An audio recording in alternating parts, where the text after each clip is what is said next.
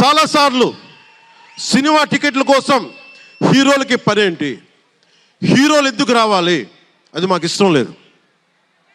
మహా అయితే నిర్మాతలు రండి, ఒక ట్రేడ్ బాడీ రండి, మీ యూనియన్ రండి, మేము అది ఇచ్చేస్తాం.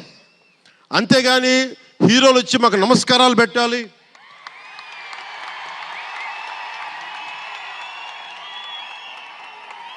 అంత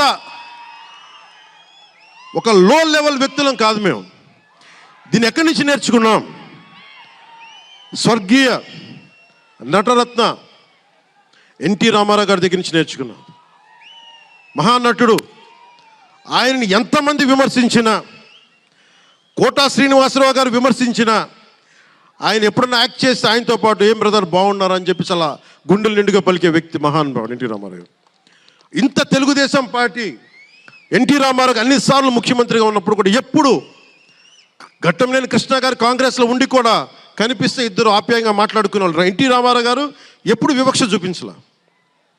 ఇది చిత్ర పరిశ్రమ తాలూకు ఔన్నత్యం. ఇది అదే ఔన్నత్యాన్ని మేము కొనసాగిస్తున్నాం, అదే మేము కోరుకుంటా ఉన్నాం. అంతేగాని గతం ప్రభుత్వంలో లాగా మీరు అభిమానించే మెగాస్టార్ చిరంజీవి గారు లాంటి వారిని కానీ, బాహుబలి ప్రభాస్ గారిని కానీ, మహేష్ గారిని ప్రిన్స్ మహేష్ అంటారు కదా, మహేష్ గారిని కానీ, ఇంకెవరిని వెళ్ళారా, ఇంకెవరు వెళ్ళినా కానీ మేము ఇవన్నీ ఎందుకు చేయట్లేదంటే మాకు సినిమా పరిశ్రమ మీద గౌరవం ఉంది. నారా చంద్రబాబు నాయుడు గారు ఇప్పటికి 4వ ముఖ్యమంత్రి. ఆయన 3 సార్లు కానీ 4 సార్లుగా ముఖ్యమంత్రి ఉన్న ఈ సమయంలో ఎప్పుడు కూడా తెలుగు చిత్ర పరిశ్రమకి దోహదపడ్డారు తప్ప ఆయన ఎప్పుడు